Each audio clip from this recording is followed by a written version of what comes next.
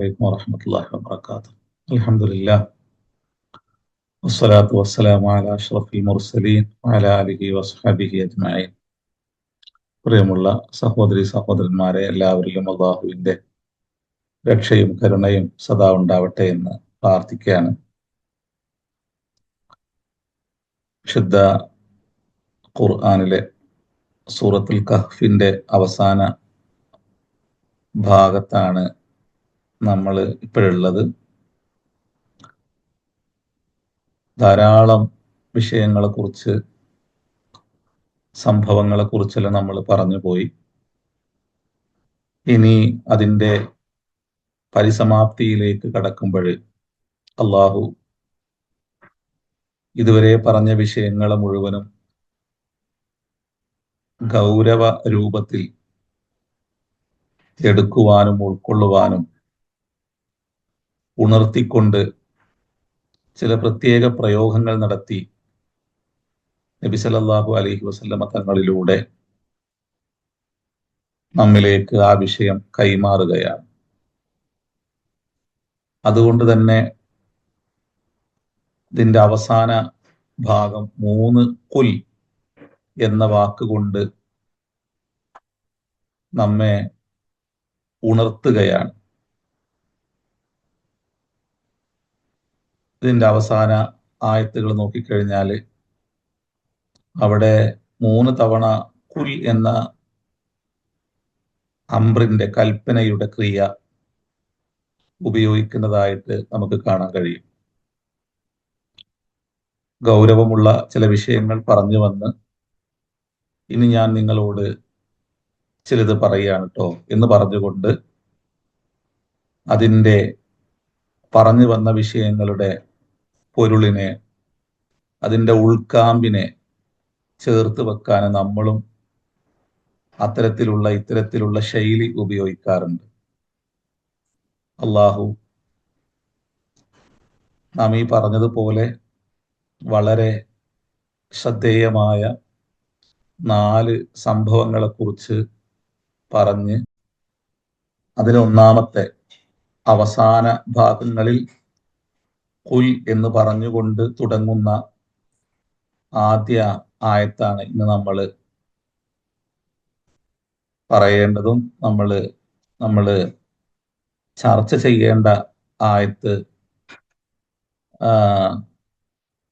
കുൽ എന്ന് പറഞ്ഞു തുടങ്ങുന്ന 102-ാമത്തെ ആയത്താണ്. അഊദു ബില്ലാഹി മിനശ് ശൈത്വാനിർ റജീം. ഖുൽ ഹൽ നുനബ്ബിഉകും ബിൽ അഖ്സരീന അഅമാല. ഖുൽ, നബിയെ അങ്ങ് പറയുക, ഹൽ നുനബ്ബിഉകും, നിങ്ങൾക്ക് നാം ഉണർത്തിത്തരട്ടെയോ, നിങ്ങൾക്ക് നാം ഉണർത്തിത്തരട്ടെയോ, ബിൽ അഖ്സരീന അഅമാല, അമലുകൾ എല്ലാ അർത്ഥത്തിലും പരാജയപ്പെട്ടു പോയ ആളുകളെ കുറിച്ച് നിങ്ങൾക്ക് നാം പറഞ്ഞു തരട്ടെയോ. അപ്പൊ ഇവിടെ അള്ളാഹു ഗൗരവത്തിലുള്ള ഒരു വിഷയത്തിലേക്ക് നമ്മുടെ ശ്രദ്ധ ക്ഷണിക്കുകയാണ്. നബ് എന്ന വാക്കിനെ ഇതിനു മുമ്പ് നമ്മൾ വിശദീകരിച്ചിട്ടുണ്ട്. ഗൗരവമുള്ള വർത്തമാനങ്ങളെ, വിഷയങ്ങളെ കുറിച്ച് പറയാൻ അള്ളാഹു നബ് എന്ന വാക്ക് ഖുർആനിൽ പലയിടങ്ങളിലും പല സമയങ്ങളിലായിട്ട് ഉപയോഗിച്ച് പോയതായി നമുക്ക് കാണാൻ കഴിയും. നബ് എന്ന വാക്കിന് മുഫസ്സിരീങ്ങൾ ഇമാം ഷഅറാവി നൽകുന്ന ഒരു അർത്ഥം അംറുൻ മുഹിമ്മുൻ യജിബുൽ ഇൽത്തിഫാത്തു ഇലൈഹി എന്ന് അദ്ദേഹം പറയും. ഇത് വളരെ ഗൗരവമുള്ളൊരു വിഷയമാണ്. നിങ്ങളുടെ ശ്രദ്ധ ഇതിലേക്ക് നിങ്ങൾ തിരിക്കുക എന്ന ഒരു വലിയ ആശയത്തെ ചേർത്ത് വെക്കുന്ന പ്രയോഗമാണ് നബ് എന്നത്. അപ്പൊ ഇവിടെയും അള്ളാഹു ഖുൽ, നബിയെ അങ്ങ് പറയണം, ഹൽ നുനബ്ബിഉകും, നിങ്ങൾക്ക് നാം വളരെ ഗൗരവമുള്ളൊരു വിഷയം ബോധിപ്പിച്ചു തരട്ടെയോ? എന്താണത്? ബിൽ അഖ്സരീന അഅ്മാല, അമലുകൾ എല്ലാം പാഴായിപ്പോയ, അല്ലെങ്കിൽ ഏറ്റവും പരാജിതരായ, കർമ്മങ്ങളാൽ പരാജിതരായ ആളുകളെ കുറിച്ച് നിങ്ങൾക്ക് നാം പറഞ്ഞു തരട്ടെയോ എന്ന് പറയാം. അല്ലദീന വല്ല സഅയ്യുഹും ഫിൽ ഹയാത്തി ദുനിയ, അവരാരാണ്? അവരുടെ ശ്രമങ്ങൾ, കർമ്മങ്ങളെല്ലാം തന്നെ നിഷ്ഫലമായി പോയിരിക്കുന്നു. ഭൗതിക ലോകത്തെ അവരുടെ കർമ്മങ്ങൾ നിഷ്ഫലമായി പോയിരിക്കുന്നു. എന്നാൽ ആ പ്രവൃത്തി കൊണ്ട് വഹും യഹ്സബൂന അന്നഹും യുഹ്സിനൂന സുൻഅ, അവര് ഏറ്റവും നല്ല പ്രവർത്തികളാണ് ചെയ്തു പോയത് എന്നാണ് അവർ ധരിച്ചത്. അങ്ങനെ ഭൗതിക ലോകത്ത് അവർ ചെയ്ത എല്ലാ പ്രവർത്തനങ്ങളും നിഷ്ഫലമായി പോയിരിക്കുന്നു. അത്തരം ആളുകളെ കുറിച്ച് നാം അങ്ങേക്ക് പറഞ്ഞു തരട്ടെയോ? നമ്മള് സൂറത്ത് കഹ്ഫിന്റെ ആമുഖം ഒരു അധികാരിയും അതുപോലെ തന്നെ കുറച്ച് യുവാക്കളുമായി ബന്ധപ്പെട്ട വിഷയം കൊണ്ടാണ് തുടങ്ങുന്നത്. അവിടെ അധികാരി ആരെന്നു പറയാതെ ഒരു യുവാക്കളെ കുറിച്ച് പറഞ്ഞിട്ട് അവർ ജീവിച്ച ആ സമൂഹത്തിലെ അധികാരികൾ നന്മയോടും ധർമ്മത്തോടും നീതിയോടും ഏത് വിധേനയാണ് പെരുമാറിയതെന്നും പടച്ചതമ്പുരാന് യഥാവിധി കീഴ്പ്പെട്ട ഒരു സമൂഹം അഭിമുഖീകരിച്ച ദുരന്തങ്ങൾ എന്തൊക്കെയാണെന്നും അവരെക്കുറിച്ച് മാത്രം പറഞ്ഞ് അള്ളാഹു നമ്മെ ബോധ്യപ്പെടുത്താണ് ആദ്യ ഭാഗം ചെയ്തത്.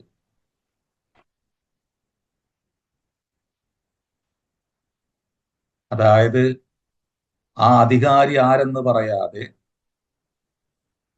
അധികാരിയുടെ നാമങ്ങളോ അദ്ദേഹത്തിന്റെ അധികാര പരിധിക്കുള്ളിൽ അയാൾ നിർവഹിച്ച കർമ്മങ്ങളോ ഒന്നും തന്നെ പറയാതെ ഒരു യുവസമൂഹത്തെക്കുറിച്ച് പറഞ്ഞ് അവർ അഭിമുഖീകരിച്ച പ്രശ്നങ്ങളെ എടുത്തുകാട്ടി അത്തരം പ്രശ്നങ്ങൾക്ക് കാരണം അവിടെ ജീവിച്ച ഒരു അധികാരിയാണെന്ന് അവരുടെ പ്രശ്നങ്ങളിലൂടെ അള്ളാഹു നമ്മളെ ബോധ്യപ്പെടുത്തുകയാണ് ചെയ്യുന്നത്.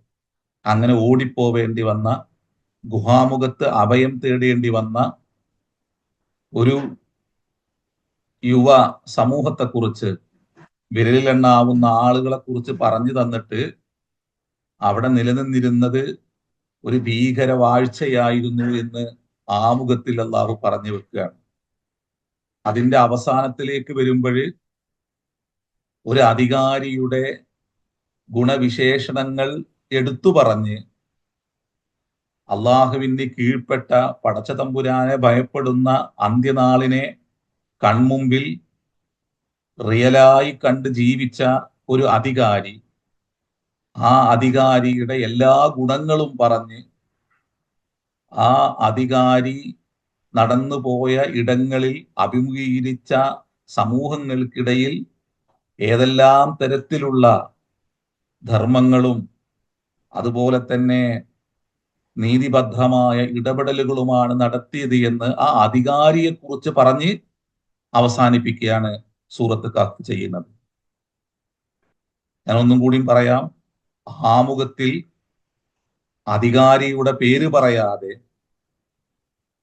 ഒരു ജനത അഭിമുഖീകരിച്ച പീഡനങ്ങളെ കുറിച്ച് മാത്രം പറഞ്ഞ് ആ പീഡനങ്ങളിലൂടെ അവിടെ നിലനിന്നിരുന്ന അധികാരത്തിന്റെ ആ രൗദ്രതയെ അള്ളാഹു എടുത്തു കാട്ടുകയും അവസാനത്തിലേക്ക് എത്തുമ്പോൾ ഒരു അധികാരിയുടെ നാമത്തെ എടുത്തു പറഞ്ഞ് അദ്ദേഹത്തിന്റെ വിശേഷണങ്ങളെ എടുത്തു പറഞ്ഞ് അദ്ദേഹത്തിന്റെ ചടുലമായ നീക്കങ്ങളെ കുറിച്ച് പറഞ്ഞ് ഓരോ കാൽവെപ്പുകളും എങ്ങനെയാണ് മനുഷ്യ കുടുംബത്തിന് നന്മയ്ക്ക് വേണ്ടി ഉപയോഗിച്ചത്, അവരുടെ ജീവിത നിലവാരങ്ങൾ ഉയർത്തുവാൻ വേണ്ടി എങ്ങനെയാണ് അദ്ദേഹം ഇടപെട്ടത്, പാടുപെട്ടത്, അതുപോലെ തന്നെ പീഡിത ജനതയോടൊപ്പം ഏത് രൂപത്തിലാണ് ആ അധികാരി ചേർന്ന് നിന്നത്? സമൂഹത്തിന്റെ മുഖ്യധാരയിൽ നിന്ന് പുറന്തള്ളപ്പെട്ട ഒരു സമൂഹത്തിന് വേണ്ടി ഏത് രൂപത്തിലുള്ള ഇടപെടലാണ് അദ്ദേഹം നടത്തിയത്, അവരെ എങ്ങനെയാണ് ചേർത്ത് പിടിച്ചത് എന്നെല്ലാം പറഞ്ഞ് പടച്ച തമ്പുരാനെ ഭയപ്പെട്ട, ആഖിറത്തെ മരണാനന്തര ജീവിതത്തെ കൺമുമ്പിൽ നേരിട്ട് അനുഭവിച്ച് ജീവിച്ച ഒരു അധികാരി എങ്ങനെയാണ് ഈ രൂപത്തിൽ കാര്യങ്ങളെ കൈകാര്യം ചെയ്തത് എന്ന് പറഞ്ഞുകൊണ്ട് അത് അവസാനിപ്പിക്കുകയും ചെയ്യാണ്. അതിന്റെ ഇടയിൽ മറ്റു ചില വിഷയങ്ങൾ കൂടി അള്ളാഹു കൊണ്ടുവരികയും ഈ ഒരു പ്രയോഗത്തിലൂടെ ഇത്തരം കാര്യങ്ങളിലേക്കെല്ലാം നമ്മുടെ ശ്രദ്ധയെ അള്ളാഹു കൊണ്ടുപോകുകയും ചെയ്യാണ്. ഇവിടെ ആരാണ് പരാജിതർ, ആരാണ് വിജയ ശ്രീലാളിതർ എന്ന് അള്ളാഹു ഇനി നമുക്ക് ബോധ്യപ്പെടുത്തി തരിക. ആ വിഷയങ്ങളെ കുറിച്ചെല്ലാം നന്നായി ചിന്തിക്കുവാനും ഗൗരവ തരത്തിലുള്ള ആലോചനകളും ചിന്തകളും നടത്തുവാനും അള്ളാഹു ഇനി നമ്മളെ ഉണർത്തുകയാണ്. ഉൽ ഹൽ നുനബ്ബിഉക്കും, നാം നിങ്ങൾക്ക് പറഞ്ഞു തരട്ടെയോ. ഉൽ നബിയെ അങ്ങ് പറയുക എന്ന് പറഞ്ഞുകൊണ്ട് ഒരു വിഷയത്തെ അള്ളാഹു തുടങ്ങുകയല്ല. ഉൽ നബിയെ അങ്ങ് പറയണം, ഹൽ നുനബ്ബിഉക്കും, നിങ്ങൾക്ക് നാം വിശദീകരിച്ച് തരട്ടെയോ. അള്ളാഹുവിനെ നേരിട്ട് ഉദ്ധരിക്കുകയാണ്. ബിൽ അഹ്സരീന, അത് ഖാസിർ എന്ന് പറയുന്നതിന്റെ, പരാജിതൻ എന്ന് പറയുന്നതിന്റെ ഒരു മുബാലഗത്തിനെ ചേർത്ത് വെക്കുന്ന പ്രയോഗമാണ് അഹ്സർ എന്നുള്ളത്. ഏറ്റവും അധികം പരാജയപ്പെട്ടു പോയ, ഭീകരമാം രൂപത്തിൽ ജീവിതം പരാജയപ്പെട്ടു പോയ ആളുകളെ കുറിച്ച് നിങ്ങൾക്ക് നാം പറഞ്ഞു തരട്ടെയോ. എല്ലാ കർമ്മങ്ങളും നിഷ്ഫലമായി പോയ ആളുകളെ കുറിച്ച്, എല്ലാ അർത്ഥത്തിലും നഷ്ടപ്പെട്ടു പോയവരെ കുറിച്ച് നിങ്ങൾക്ക് നാം പറഞ്ഞു തരട്ടെയോ. അല്ലദീന, അവർ വല്ല സഅയ്യുഹും, അവരുടെ എല്ലാ ശ്രമങ്ങളും ബാത്തിലായി പോയിരിക്കുന്നു, നിഷ്ഫലമായി പോയിരിക്കുന്നു, ഫിൽ ഹയാത്തി ദുന്യ, ഈ ഭൗതിക ലോക ജീവിതത്തില്. എന്നാൽ അവരാ കർമ്മങ്ങളിലും ചെയ്തുകൊണ്ടിരിക്കുമ്പോൾ അവർ ധരിക്കുന്നത്, അവർ ധരിക്കുന്നത് യഹ്സബൂൻ വഹും യഹ്സബൂന, അവർ മനസ്സിലാക്കുന്നത് അന്നഹും യുഹ്സിനൂന സുൻഅ, അവർ ഏറ്റവും നല്ലതാണ് ചെയ്തുകൊണ്ടിരിക്കുന്നത് എന്നായിരുന്നു. ലോകത്ത് ഇങ്ങനെയൊക്കെയാണ്. മരണാനന്തര ലോകത്തെ ബോധ്യപ്പെടാതെ പോകുമ്പോൾ ചെയ്യുന്നതെല്ലാം അവന്റെ ശരിയായി അയാള് മനസ്സിലാക്കുകയും തൻ്റെതായ ശരികളെ വ്യാഖ്യാനിച്ചുകൊണ്ട് ഭൗതിക ലോകത്ത് ചില ഇടപെടൽ നടത്തുകയും ചെയ്യും. അത്തരം ആളുകളുണ്ട്. അതോടൊപ്പം തന്നെ നന്മ മാത്രം പ്രതീക്ഷിച്ചുകൊണ്ട്, എന്നാൽ മറ്റു ദ്രോഹങ്ങളൊന്നുമില്ലാതെ നന്മയെ പ്രകടിപ്പിക്കുന്ന ആളുകളുമുണ്ട്. വിശുദ്ധ ഖുർആന് ഇതുമായി ബന്ധപ്പെട്ട് മറ്റു ഇടങ്ങളിലെല്ലാം തന്നെ ചില ചർച്ചകൾ കൊണ്ടുവരുന്നുണ്ട്. അതായത് വല്ലദീന കഫറു അഅ്മാലുഹും കസറാബിൻ, അപ്പൊ മരണാനന്തര ജീവിതത്തെ നിഷേധിച്ചുകൊണ്ട് കർമ്മങ്ങൾ അനുഷ്ഠിക്കുന്ന, കർമ്മങ്ങൾ സ്വീകരിക്കാന് രണ്ട് ഷർത്താണ്, രണ്ട് നിബന്ധനകളാണ് പ്രവാചകന്മാർ പഠിപ്പിക്കുന്നത്. അതിലൊന്ന്, പടച്ച തമ്പുരാന്റെ റിളയെ പ്രതീക്ഷിക്കണം. ആ റിള പ്രപഞ്ചനാഥന്റെ തൃപ്തിയെ പ്രതീക്ഷിച്ചുകൊണ്ടായിരിക്കണം. അള്ളാഹുവിന്റെ തൃപ്തി എന്ന് പറയുന്നത്, ആ തൃപ്തി മനുഷ്യൻ കാക്ഷിക്കുന്നത്, പ്രതീക്ഷിക്കുന്നത് മരണാനന്തര ജീവിതത്തിലാണ്. അതുകൊണ്ട് തന്നെ പ്രവാചകന്മാര് പഠിപ്പിക്കുന്ന ഏതൊരു അധ്യാപനത്തോടും മരണാനന്തര ജീവിതം എന്ന് പറയുന്ന ഒരു സത്യത്തെ അവർ ചേർത്ത് വെക്കും. നിങ്ങള് അള്ളാഹുവിന് കീഴ്പ്പെടണം എന്ന് പറയുന്നതിനേക്കാളും കൂടുതൽ മരണാനന്തര ജീവിതത്തെ, അതിനെക്കുറിച്ച് കൂടുതലായി പറഞ്ഞു പോയതായി നമുക്ക് ഖുർആനിൽ കാണാൻ പറ്റും. നമ്മൾ മുമ്പെല്ലാം പറഞ്ഞതുപോലെ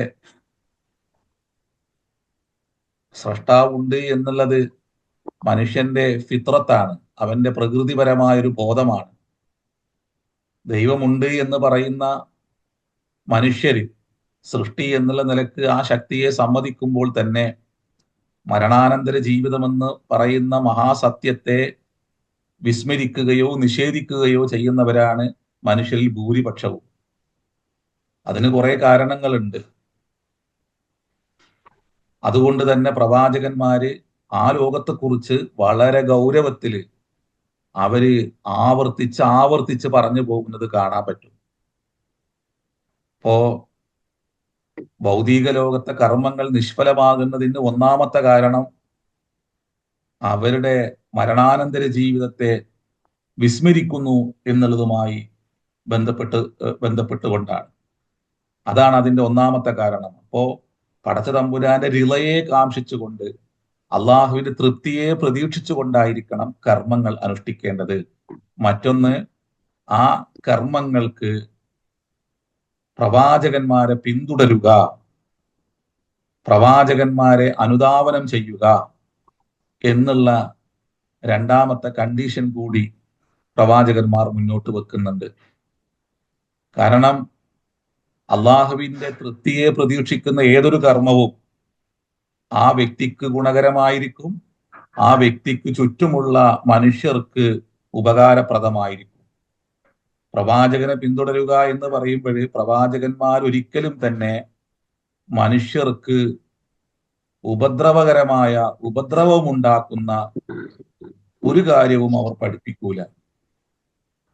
മനുഷ്യനോ മനുഷ്യത്വത്തിനോ മാനവികതക്കോ വിരുദ്ധമായ ഒരു കർമ്മവും പ്രവാചകന്മാർ പഠിപ്പിക്കൂല. അപ്പോ അള്ളാഹു യദഉ ഇലാ ദാരിസ്സലാം, അള്ളാഹു എപ്പോഴും ശാന്തിയുടെ സമാധാനത്തിന്റെ ഭവനത്തിലേക്ക് അള്ളാഹു ക്ഷണിക്കുന്നു.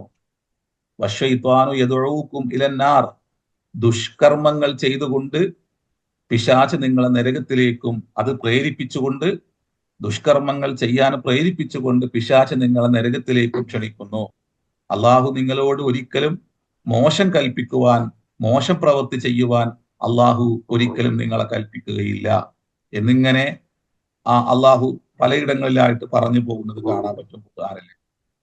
അപ്പോ അതുപോലെ തന്നെ അത് കർമ്മങ്ങളിലാവട്ടെ, മറ്റു ഏത് ഇടങ്ങളിലാവട്ടെ, ഏത് പ്രവർത്തന മേഖലയിലാവട്ടെ, അവിടെ എല്ലാം തന്നെ ഏറ്റവും നല്ലതിനെ ഉൾക്കൊള്ളുവാനും അതിനെ പ്രയോഗിക്കുവാനും അള്ളാഹു പഠിപ്പിക്കുന്നത് നമുക്ക് കാണാൻ പറ്റും.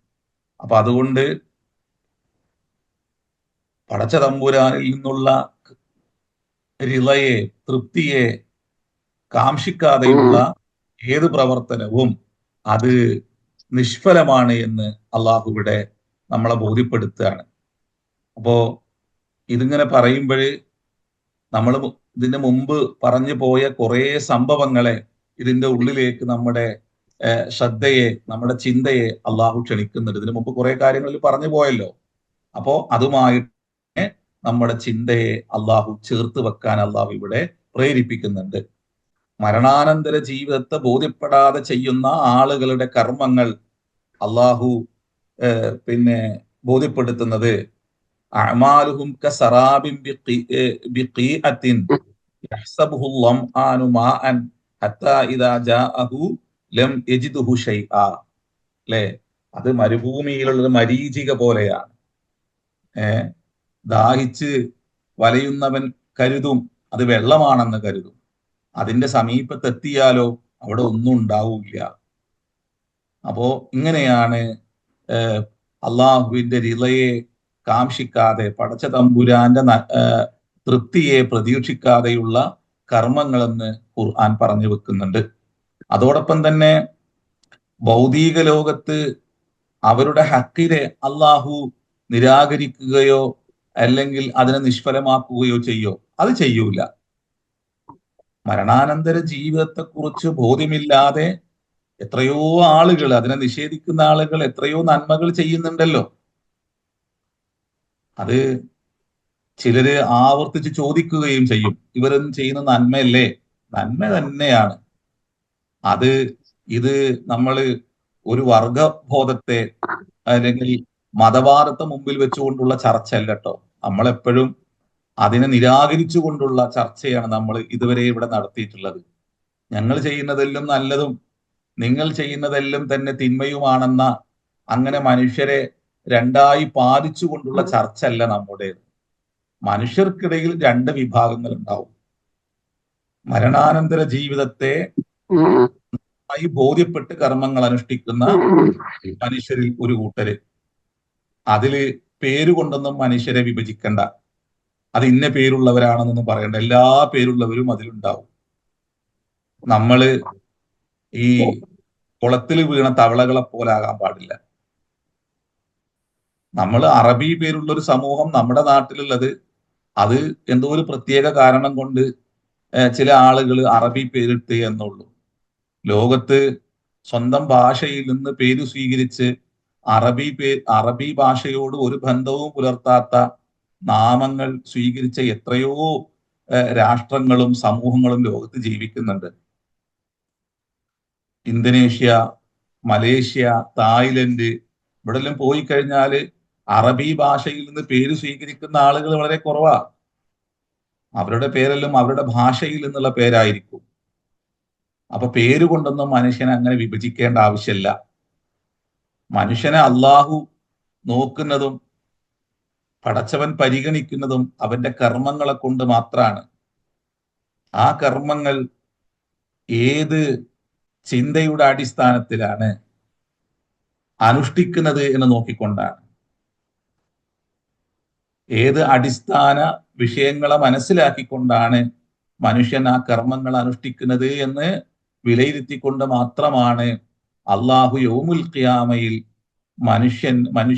മനുഷ്യ ജീവിതത്തിന് വിധി പറയുന്നത്. കർമ്മങ്ങൾക്ക് വിധി പറയുന്നത് അവന്റെ തേട്ടത്തെ മുന്നിൽ നിർത്തിക്കൊണ്ട് മാത്രമാണ്, അവന്റെ നീയത്തിനെ പരിഗണിച്ചുകൊണ്ട് മാത്രമാണ്. ഇന്നമൽ അഅ്മാലു ബിന്നിയ്യാത്ത്, എല്ലാ കർമ്മങ്ങളും നമ്മുടെ ഉദ്ദേശ്യങ്ങളെ അടിസ്ഥാനമാക്കിക്കൊണ്ടാണ്, കരുതലുകളെ അടിസ്ഥാനമാക്കിക്കൊണ്ടാണ്. വഇന്നമാലി കുല്ലി ഇംറിഇൻ മാ നവാഹു, ഓരോ മനുഷ്യനും അവൻ എന്തൊരു ലക്ഷ്യത്തെ മുന്നിൽ വെച്ചുകൊണ്ടാണോ കർമ്മങ്ങൾ അനുഷ്ഠിക്കുന്നത് അത് അവന് ലഭിക്കും. ഒമൻകാനത്ത് ഹിജ്റത്തുഹു ലിദ്ദുനിയ, ഒരാള് ഭൗതിക ലക്ഷ്യത്തിന് വേണ്ടിയിട്ടാണ് ഒരാള് അള്ളാഹുവിന്റെ മാർഗത്തിൽ പോലും അയാൾ ഇറങ്ങി പുറപ്പെടുന്നത്, എന്നാൽ അയാൾക്കത് കിട്ടും. ആ ഭൗതികമായ എല്ലാ അനുഗ്രഹങ്ങളും അയാൾക്ക് കിട്ടും. വമൻകാനത്ത് ഹിജ്റത്തുഹു ലിദ്ദുനിയ യുസീബുഹ,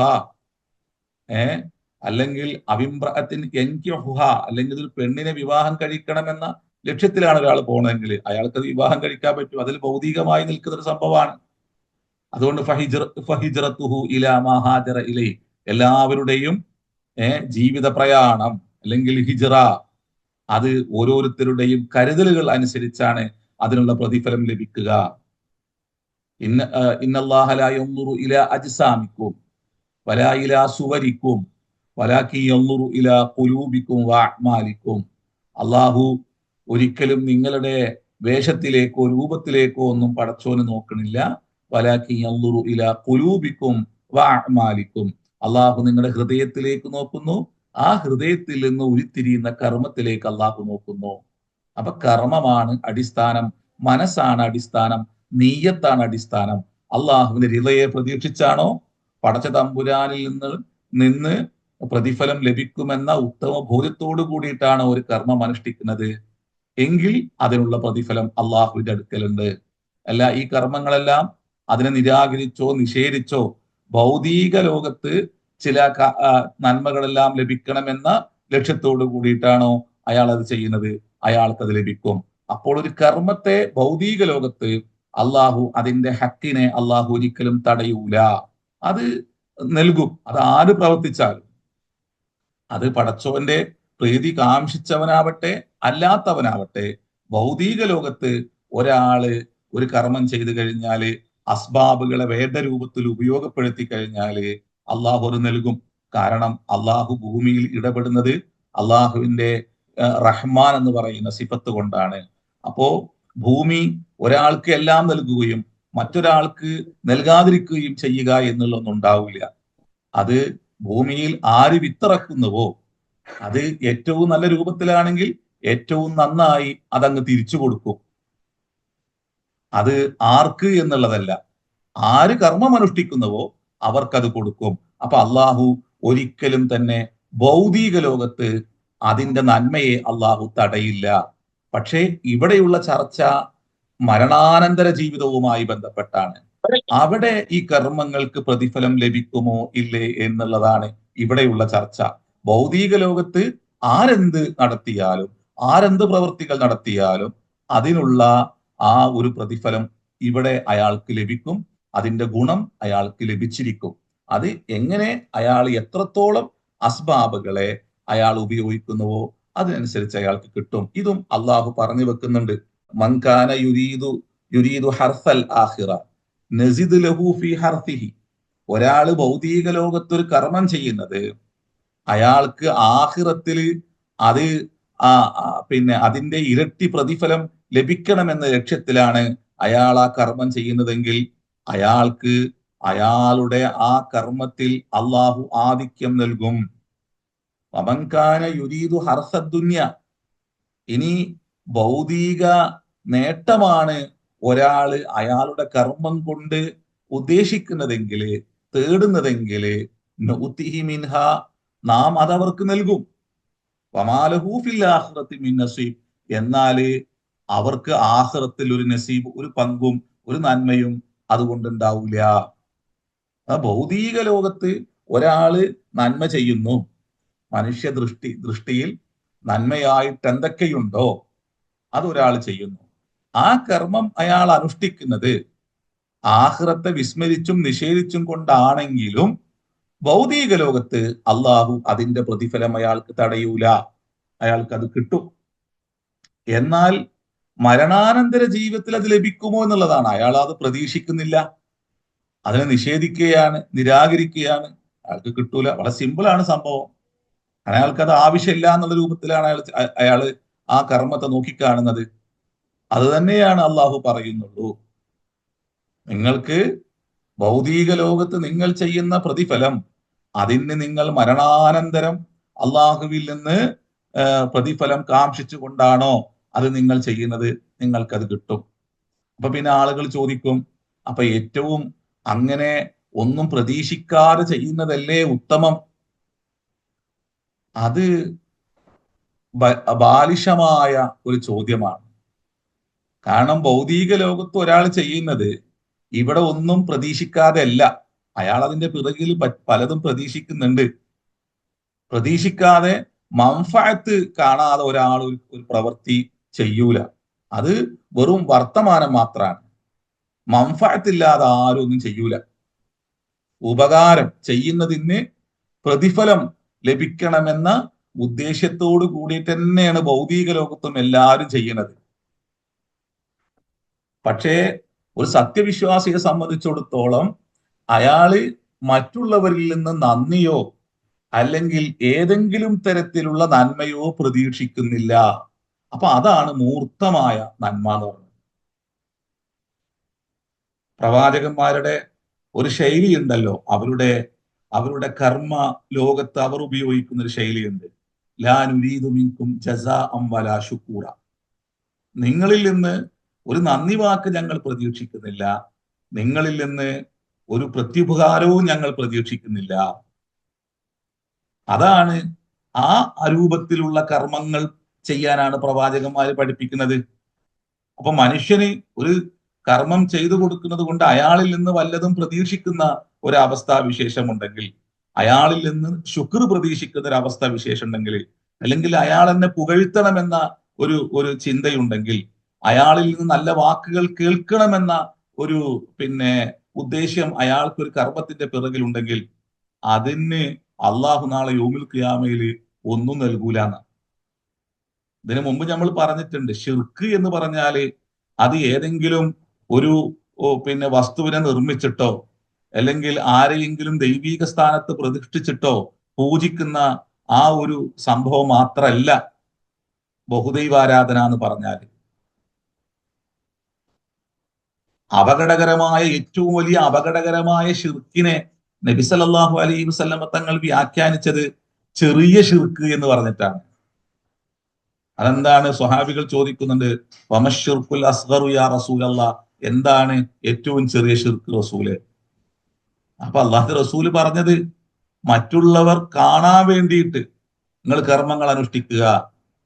അപ്പൊ അവരിൽ നിന്ന് പലതും പ്രതീക്ഷിക്കുന്നുണ്ടാവും. നല്ല വാക്കുകൾ പ്രതീക്ഷിക്കും, അവർ നമ്മളെ പുകഴ്ത്താനുള്ള ത്വര നമുക്കതിന്റെ പിറകിലുണ്ടാവും. അല്ലെങ്കിൽ നമ്മളെന്തോ വലിയവനാണ്, വലിയ കർമ്മങ്ങൾ ഇയാൾ ചെയ്തിരിക്കുന്നു എന്ന് മറ്റുള്ളവർ പറയണമെന്ന ഒരു ഒരു വിചാരം നമ്മുടെ മനസ്സിലുണ്ടാവും. അപ്പൊ അങ്ങനെല്ലാം ചെയ്യുന്ന കർമ്മങ്ങൾ അതിന് ഭൗതിക ലോകത്ത് വെച്ച് തന്നെ അള്ളാഹു അതിന് പ്രതിഫലം നൽകും. ഇമാം മുസ്ലിം ഉദ്ധരിക്കുന്ന ഹദീസിൽ നമുക്കത് കാണാൻ പറ്റും. 3 ആളുകളെ യൗമുൽ ഖിയാമയിൽ കൊണ്ടുവരുന്ന രംഗം പരിശുദ്ധ റസൂല് വിശദീകരിക്കുന്നുണ്ട്. ഒരു ധീരനായ യോദ്ധാവ്, അദ്ദേഹം യൗമുൽ ഖിയാമയിൽ പടച്ചവനെ, എന്റെ ജീവൻ നിന്റെ മാർഗത്തിൽ ഞാൻ ത്യജിച്ചവനാണ് എന്ന് പറയുമ്പോൾ, ഇല്ല, മറ്റുള്ളവർ നീ യോദ്ധാവാണ്, ധീരനാണ് എന്ന് മറ്റുള്ളവർ പറയാൻ വേണ്ടിയുള്ള ശ്രമത്തിന്റെ ഭാഗമായി നീ ആ കർമ്മം അനുഷ്ഠിച്ചു, അത് നിനക്ക് ഭൗതിക ലോകത്ത് വെച്ച് തന്നെ നിനക്ക് ലഭിച്ചിരിക്കുന്നു എന്ന് പറയുമെന്നാണ്. ഒരു ധനാഢ്യനെ കൊണ്ടുവരും, എന്റെ സമ്പത്ത് നിന്റെ മാർഗത്തിൽ ഞാൻ പാവപ്പെട്ടവർക്ക് നൽകി എന്ന് അയാൾ പറയുമെന്നാണ്. അല്ല, നീ നൽകിയിട്ടുണ്ട്, അത് നീ ധർമ്മിഷ്ഠരാണ് എന്ന് പറയുവാൻ വേണ്ടിയായിരുന്നു, അതിന്റെ പ്രതിഫലം നിനക്ക് ലഭിച്ചു കഴിഞ്ഞു. കാരണം ആളുകൾ നിന്നെ പുകഴ്ത്തി, നീ എന്താണോ പ്രതീക്ഷിച്ചത് അത് നിനക്ക് ലഭിച്ചു. മറ്റൊരു ജ്ഞാനിയായ പണ്ഡിതനെ കൊണ്ടുവരും എന്നാണ്. ജ്ഞാനിയായ മനുഷ്യനെ കൊണ്ടുവരും. അയാൾ പറയും, എന്റെ ജ്ഞാനം നിനക്ക് വേണ്ടി ഞാൻ ഉപയോഗിച്ചു, നിന്റെ ഹൃദയെ പ്രതീക്ഷിച്ചുകൊണ്ട് ഞാനത് പറഞ്ഞു. അല്ല, നീ മഹാപണ്ഡിതനാണ് എന്ന് മറ്റുള്ളവർ പറയുവാൻ വേണ്ടി നീ അതെല്ലാം പ്രവർത്തിച്ചു. അതിനാൽ അവരിൽ നിന്ന് നീ എന്ത് തേടിയോ അത് നിനക്ക് ലഭിച്ചിരിക്കുന്നു എന്ന് പറയുമെന്നാണ്. അപ്പൊ മറ്റുള്ളവരിൽ നിന്ന് ഒന്നും പ്രതീക്ഷിക്കാതെ അള്ളാഹുവിന്റെ ഹൃദയെ കാംക്ഷിച്ചുകൊണ്ട് കർമ്മങ്ങൾ അനുഷ്ഠിക്കുന്നതാണ് ഏറ്റവും ഉത്തമമായ നിഷ്കളങ്കമായ പ്രവൃത്തി എന്ന് അള്ളാഹു പഠിപ്പിക്കുകയാണ്. അപ്പോ ബാലിശമായ വർത്തമാനമല്ല. നിങ്ങൾ അള്ളാഹുവിൽ നിന്ന് പ്രതീക്ഷിക്കുന്നു, നമ്മൾ അതും പ്രതീക്ഷിക്കുന്നില്ല എന്ന് പറയുന്ന ആൾക്കാരുണ്ട്. അതുപോലും പ്രതീക്ഷിക്കാതെയാണ് നന്മ ചെയ്യുന്നത്. ഇല്ല, അത് വെറും വർത്തമാനം മാത്രമാണ്. ഒന്നും പ്രതീക്ഷിക്കാതെ ആരും ഇവിടെ ഒന്നും ചെയ്യുന്നില്ല. എന്നാൽ ഒരു സത്യവിശ്വാസിയെ സംബന്ധിച്ചിടത്തോളം അയാൾക്ക് പ്രതീക്ഷയുണ്ട്, അയാൾ മംഫഅത്ത് ആഗ്രഹിക്കുന്നുണ്ട്. പക്ഷേ അത് മനുഷ്യനിൽ നിന്നല്ല. മനുഷ്യ നന്മയ്ക്ക് വേണ്ടി എല്ലാം ചെയ്യുകയും ഈ ലോകത്തിന് വേണ്ടി, ചുറ്റുമുള്ള മനുഷ്യർക്ക് വേണ്ടി എല്ലാ നന്മകളും അനുഷ്ഠിക്കുന്നു. പക്ഷേ അയാൾ അതിന്റെ പ്രതിഫലം അള്ളാഹുവിൽ നിന്ന് പ്രതീക്ഷിക്കുന്നു, മനുഷ്യരിൽ നിന്ന് പ്രതീക്ഷിക്കുന്നില്ല. അതിനെ നിഷ്കളങ്കമായി, അയാൾ നിഷ്കപടമായി അയാൾ ആ പ്രവൃത്തി ചെയ്തു പോകുന്നു. അള്ളാഹുവിൽ നിന്ന് അതിന്റെ പുണ്യം പ്രതീക്ഷിക്കുകയും ചെയ്യുന്നു. ഇങ്ങനെയുള്ള മനുഷ്യരാണ് ലോകത്ത് എന്നും മഹാധർമ്മങ്ങൾ അനുഷ്ഠിച്ചിട്ടുള്ളത്. എന്നാൽ അതല്ലാതെ ചെയ്യുന്ന ആളുകൾക്ക് ഭൗതിക ലോകത്ത് അള്ളാഹു ഒരിക്കലും അവരുടെ പ്രവൃത്തിയുടെ നന്മയെ അള്ളാഹു തടയില്ല. ആ നന്മകളെല്ലാം തന്നെ അവർ ഉദ്ദേശിക്കുന്നത് പോലെ ഭൗതിക ലോകത്ത് അള്ളാഹു അവർക്ക് നൽകിക്കൊണ്ടേയിരിക്കും. അതൊരിക്കലും തടയൂല. അള്ളാഹു റഹ്മാനാണ്, പരമകാരുണ്യവാനാണ്. അതുകൊണ്ട് തന്നെ ഭൗതിക ലോകത്തെ അള്ളാഹുവിന്റെ എല്ലാ സംവിധാനങ്ങളും, പ്രപഞ്ച സൃഷ്ടാവ് ഒരുക്കി വെച്ചിരിക്കുന്ന എല്ലാ സംവിധാനങ്ങളും അവന്റെ എല്ലാ സൃഷ്ടികളുമായി ബന്ധപ്പെട്ടതാണ്. ചിലർക്ക് നൽകുക, ചിലർക്ക് നൽകാതിരിക്കുക എന്നുള്ള ഒന്നും ഉണ്ടാവില്ല. അള്ളാഹു അവന്റെ റഹ്മത്ത് കൊണ്ട് അവന്റെ അടിമകൾക്കിടയിൽ അള്ളാഹു ഇടപെടുന്നു. എന്നാൽ നാളെ ആഖിറത്തില് റഹ്മാൻ എന്ന് പറയുന്ന ബിസ്മില്ല റഹീം എന്ന് പറയുന്ന അള്ളാഹുവിന്റെ സിഫത്ത് കൊണ്ട് നാളെ ആഖിറത്തിൽ അള്ളാഹു ഇടപെടുകയും ചെയ്യുന്നു. കാര്യം വളരെ വ്യക്തമാണ്.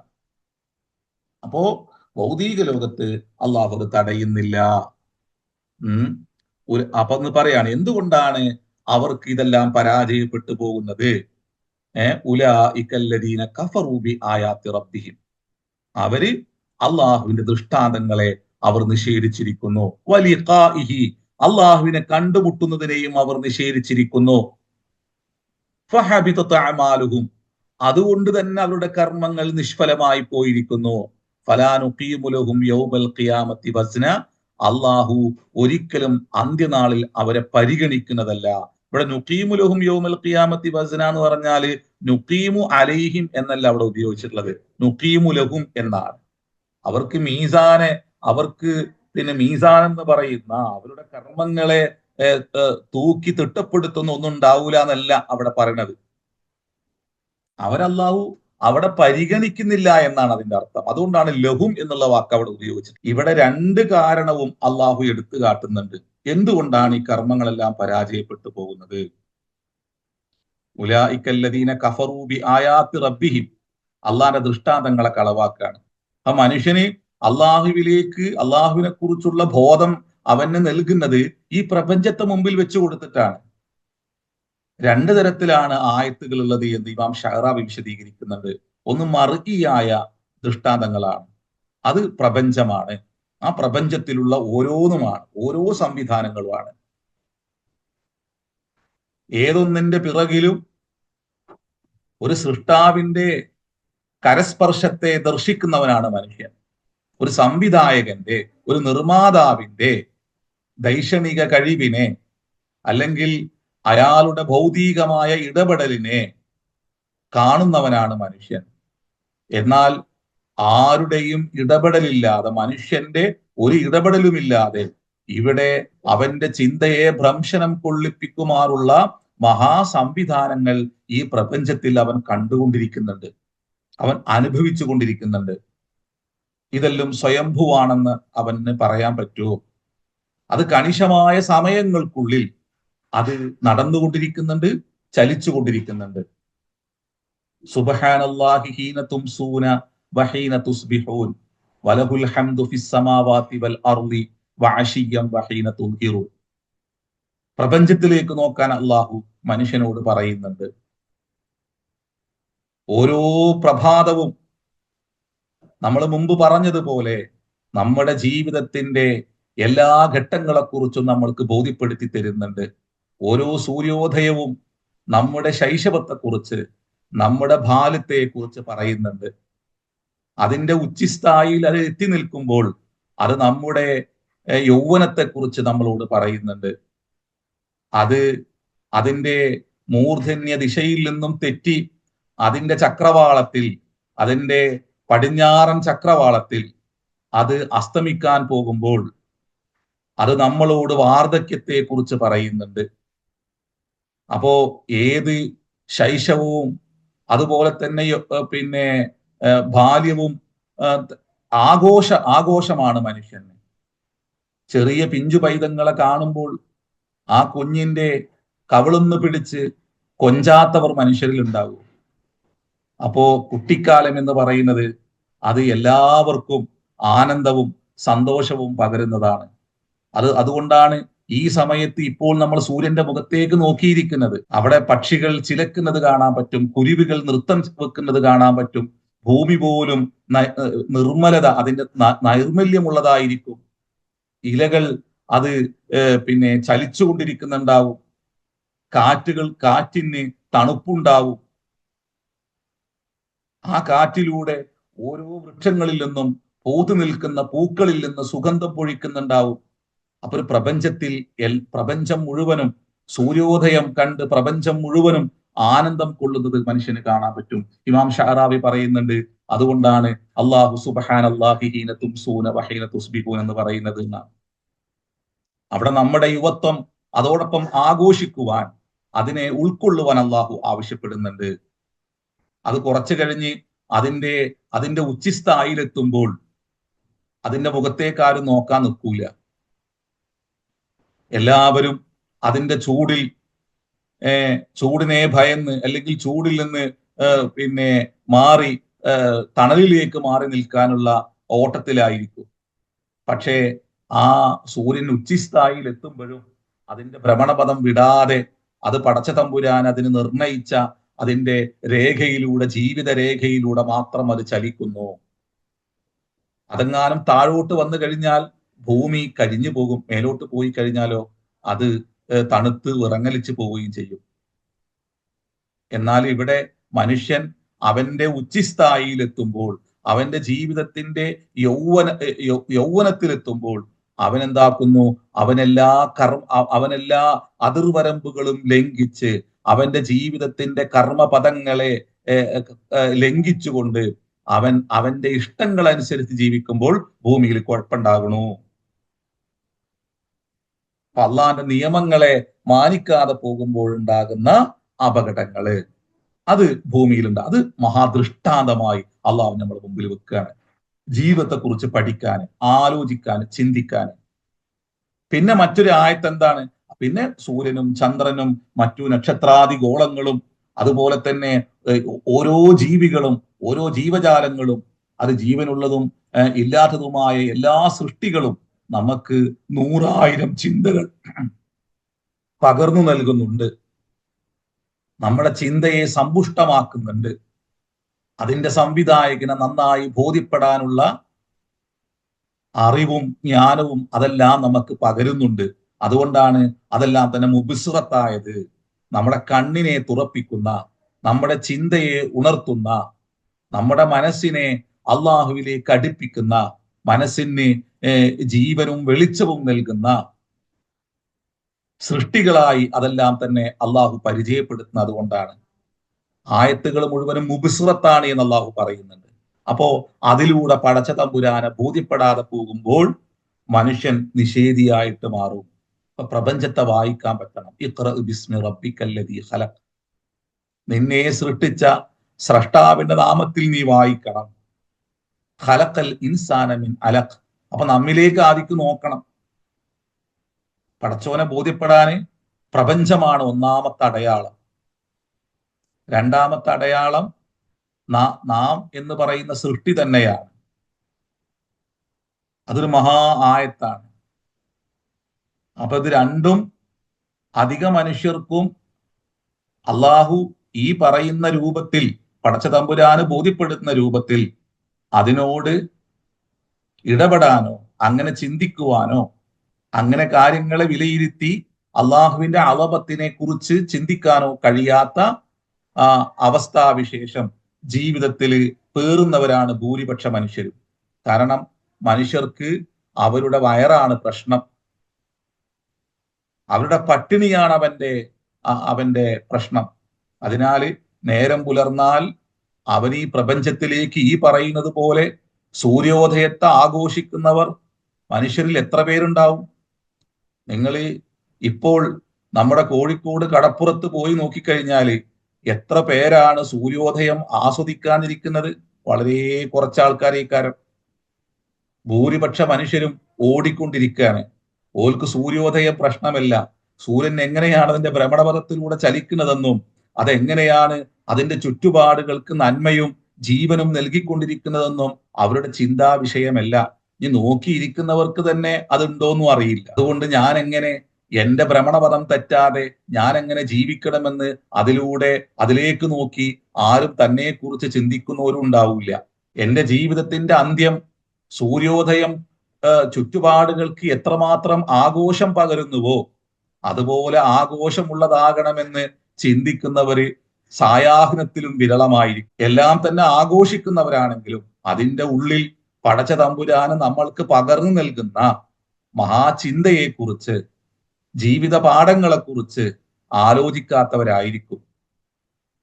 അപ്പൊ അത് ദൃഷ്ടാന്തം എന്നുള്ള നിലക്ക്, അതെല്ലാം തന്നെ ആയത്ത് എന്നുള്ള നിലക്ക് അത് ഓരോ വ്യക്തിക്കും, ചിന്തിക്കുന്ന മനുഷ്യർക്ക് വെളിച്ചവും ജ്ഞാനവും പകരുന്നുണ്ട്. അതുകൊണ്ടാണ് ആയാത്തുന മുബുസുറത്തൻ എന്ന് പറയുന്നത്. നമ്മൾ കണ്ണു തുറപ്പിക്കുന്ന വെളിച്ചമുള്ള ദീപ്തമായ ആയത്തുകൾ അവർക്ക് നൽകിയിട്ടും അവര് അതിനെ കാണാതെ പോയത് എന്നെല്ലാം അള്ളാഹു പറയുന്നത് അതുകൊണ്ടാണ്.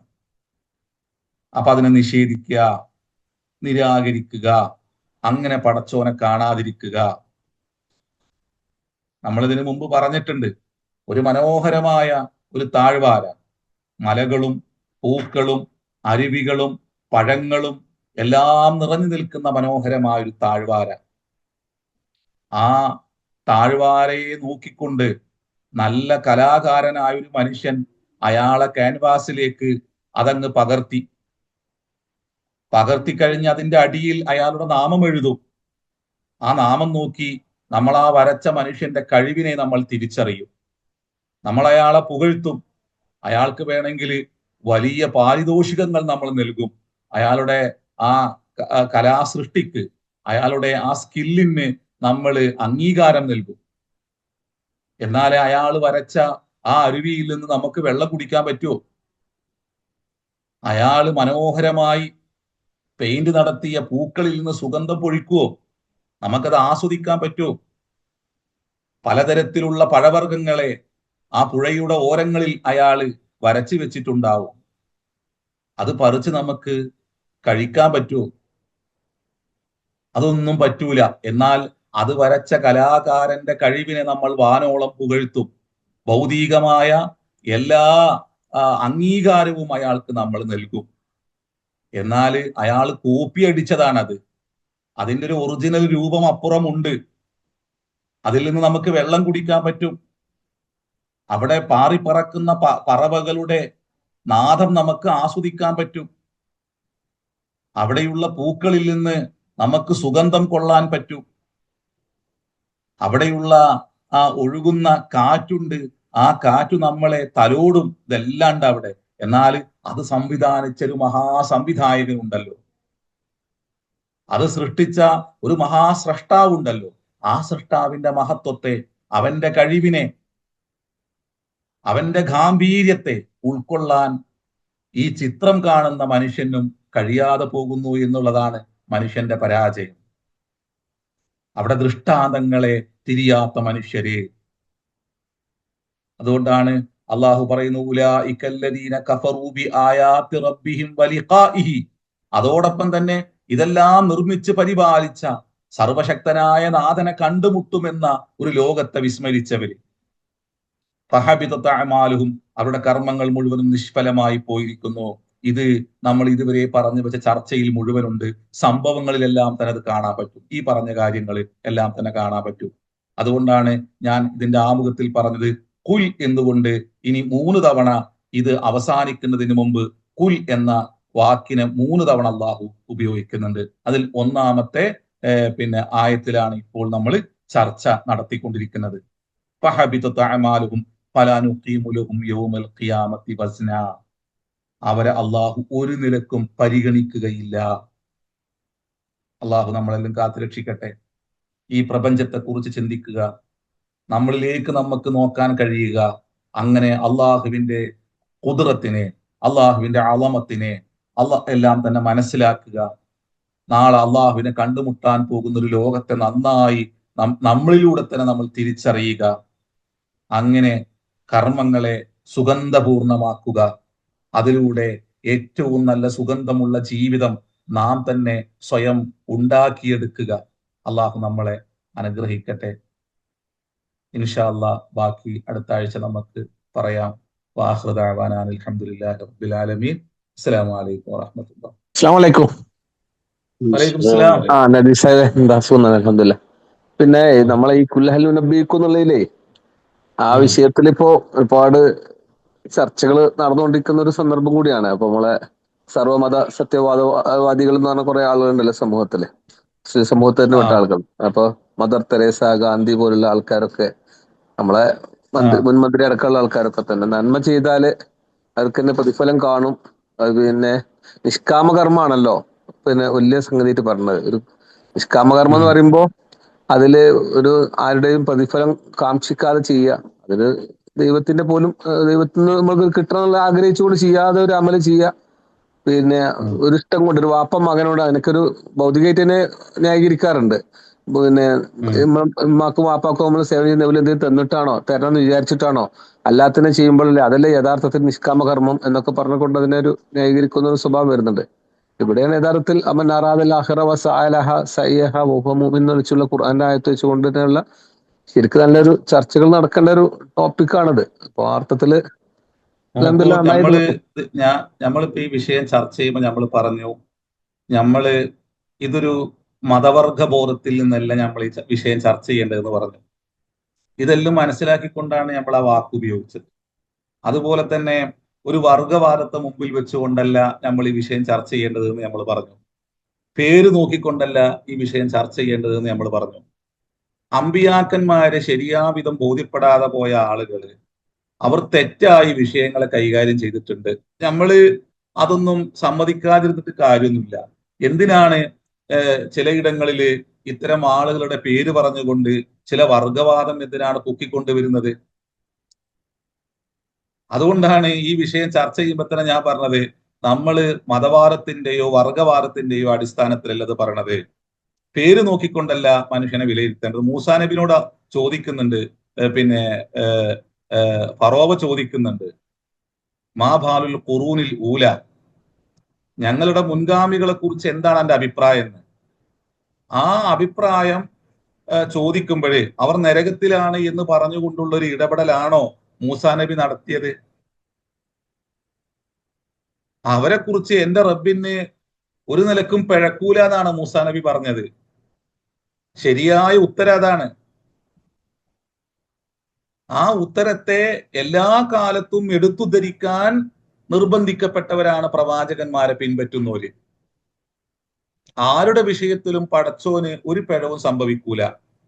ആർക്ക് സ്വർഗം കൊടുക്കണം, ആർക്ക് നരകം കൊടുക്കണം എന്നെല്ലാം തീരുമാനിക്കേണ്ടത് അവനെ സൃഷ്ടിച്ച സ്രഷ്ടാവ് മാത്രമാണ്.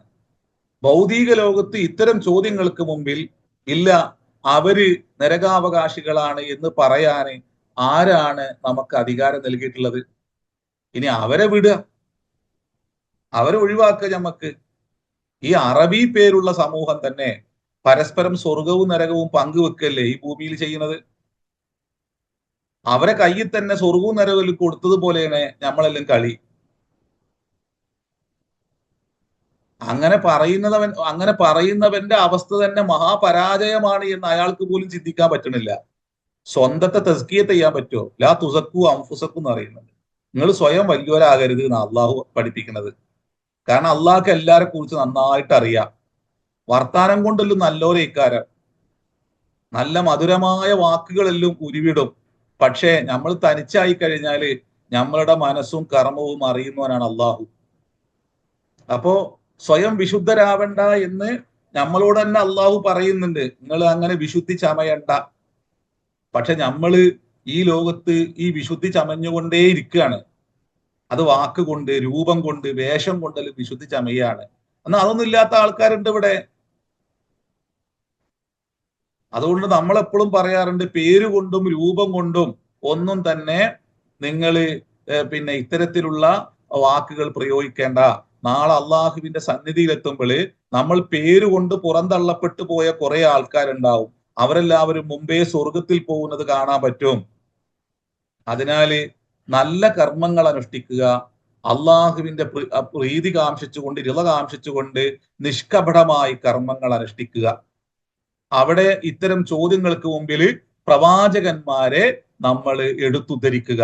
ലാ യളില്ലു റബ്ബി വലാ യൻസ, എന്റെ റബ്ബിന് അവരുടെ വിഷയത്തിലൊന്നും ഒരു പിഴവും സംഭവിക്കൂല എന്ന് പറയാൻ നമ്മൾ അറിവ് ആർജിക്കുക.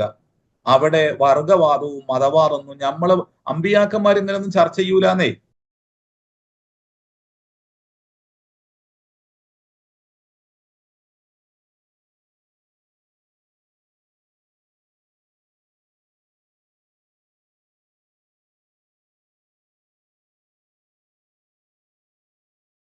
പ്രവാചകന്മാർ ഈ രൂപത്തിലൊന്നും വിഷയങ്ങളെ നോക്കിക്കാണൂല. അത് നമ്മളുടെ പ്രശ്നമാണ്. ആ പ്രശ്നങ്ങളെ ഇതുമായിട്ടൊന്നും ബന്ധിപ്പിക്കേണ്ട ഒരാവശ്യം വരുന്നില്ല. അത് തന്നെ അൽഹംദുലില്ലാഹ്, ആ അർത്ഥം തന്നെയാണ് പറഞ്ഞത് ഉദ്ദേശിച്ചതും. പിന്നെ മറ്റൊന്ന്, നമ്മളെ ഈ റിയാവുമായി ബന്ധപ്പെട്ട ഒരു സംഗതി വലിയൊരു ഡേഞ്ചറസ് സംഗതി തന്നെയാണല്ലോ. ഇപ്പൊ ഈ നമുക്കൊക്കെ തന്നെയുള്ള സംഗതിയാണല്ലോ ഒരു പിന്നെ കാര്യങ്ങള് ആൾക്കാരൊന്നും അറിയണം, അല്ലെങ്കിൽ ഒരു സംഗതി ചെയ്യുന്നുണ്ട് ചെറിയൊരു മനസ്സിന് ഒന്നും ആഗ്രഹിച്ചില്ലെങ്കിൽ പോലും, അള്ളാഹിന്റെ റിളാണ് ആഗ്രഹിക്കുന്നതിൽ പോലും എന്റെ ഉള്ളിൽ നമുക്ക് ഒരാൾ കണ്ടാല് അല്ലെങ്കിൽ അറിഞ്ഞാല് നന്നായിരുന്നുള്ള, ഇല്ല നമ്മളൊരു പ്രോഗ്രാം അവതരിപ്പിച്ചാൽ നന്നായില്ലേ എന്നൊക്കെ നമ്മൾ ആൾക്കാർ ചോദിക്കുന്നുണ്ടല്ലോ. അപ്പൊ ആ അർത്ഥത്തിലൊക്കെ തന്നെ അത് എങ്ങനെയൊക്കെ ആയിരുന്നു എന്നുള്ള ഒരു വളരെ ഒരു സംഗതി തന്നെയാണ് നമ്മളെ മനസ്സിൽ തട്ടുന്ന. ചോദിക്കുന്ന മനുഷ്യത്തെ ഞാൻ പറഞ്ഞില്ല, മനസ്സുമായിട്ട് ബന്ധപ്പെട്ട് നിൽക്കുക. നമ്മളിപ്പോ ഒരു ഹദീസ് പറഞ്ഞില്ല, ഇന്നമൽ അഅ്മാലു ബിന്നിയ്യാത്ത്. ഈ ചോദിക്കുന്ന ആൾക്കാർക്ക് എല്ലാ ചോദ്യങ്ങൾക്കും പിന്നെ പങ്കജ് ഉദാസിന്റെ ഒരു ഒരു പാട്ട് നിങ്ങൾ കേട്ടിട്ടില്ലേ? അതായത് പിന്നെ നിക്കലോന ബേനിക്കാബ് എന്നൊരു അദ്ദേഹത്തിന്റെ ഒരു ഗസലുണ്ട്. അതിൽ അദ്ദേഹം ഒരു വരി പറയുന്നുണ്ട്, എല്ലാ ചോദ്യങ്ങൾക്ക് പിറകിൽ ഒരു മത്ലബ് ഉണ്ട് എന്നാണ്. അതിനാല് പിന്നെ നീ ചിന്തിച്ചുകൊണ്ട് ഉത്തരം പറഞ്ഞോ. കാരണം പിന്നെ എന്താണ് നിക്കലോന ബേ നിക്കാബ് ദുനിയാ ഖറാബ് ഹേ ദുനിയാ ഖറാബ് ഹേ എന്ന് പറഞ്ഞിട്ട് ഒരു അദ്ദേഹത്തിന്റെ ഒരു നല്ല ഗസലുണ്ട്. അപ്പോ ആ പറഞ്ഞതുപോലെ ആ പറഞ്ഞതുപോലെ പിന്നെ ഈ ചോദ്യം ചോദിക്കുന്ന അത്തരം ചോദ്യങ്ങൾ ചോദിക്കുമ്പോൾ ആ മനുഷ്യന്റെ മനസ്സിലും ചിന്തയിലും എങ്ങനെയാണോ അതിനെക്കുറിച്ചുള്ള ചിന്തകൾ കടന്നു പോകുന്നത് അതനുസരിച്ചാണ് കർമ്മങ്ങൾ വിധി എഴുതപ്പെടുന്നത്. വളരെ സിമ്പിളാണ് സംഭവം. അപ്പൊ ഏതായാലും പിന്നെ ഇൻഷാ അള്ളാഹ് അടുത്ത ആഴ്ച അള്ളാഹു തൗഫീഖ് ചെയ്താലേ നമുക്ക് കാണാം. അള്ളാഹു നമ്മളെ കർമ്മങ്ങളിൽ അള്ളാഹു സ്വീകരിക്കട്ടെ, എല്ലാ പാപങ്ങളും അള്ളാഹു പുറത്തരട്ടെ. നാളെ യൗമുൽ ഖിയാമയിൽ വിജയികൾ അള്ളാഹു നമ്മൾ ഉൾപ്പെടുത്തട്ടെ. നമ്മളെ ആമീൻ. ഹൃദയത്തിന് ശുദ്ധിയും ഹൃദയത്തിന് വിശാലതയും അള്ളാഹു പകർന്നു നൽകട്ടെ. അള്ളാഹുവിന്റെ നൂറ് കൊണ്ട് നമ്മുടെ ഹൃദയത്തെ അള്ളാഹു പ്രകാശിപ്പിക്കട്ടെ. നമ്മളെ പാപങ്ങൾ അള്ളാഹു പുറത്തു തരട്ടെ. അറിഞ്ഞും അറിയാതെയും ചെയ്തു പോയ എല്ലാ പാപങ്ങളും അള്ളാഹു പൊറുക്കുകയും യൗമുൽ ഖിയാമയിൽ വിജയികളോടൊപ്പം അള്ളാഹു നമ്മളെ ചേർക്കുകയും ചെയ്യട്ടെ. വാഹിറു ദഅവാന അൽഹംദുലില്ലാഹി റബ്ബിൽ ആലമീൻ. അസ്സലാമു അലൈക്കും വറഹ്മത്തുള്ളാഹി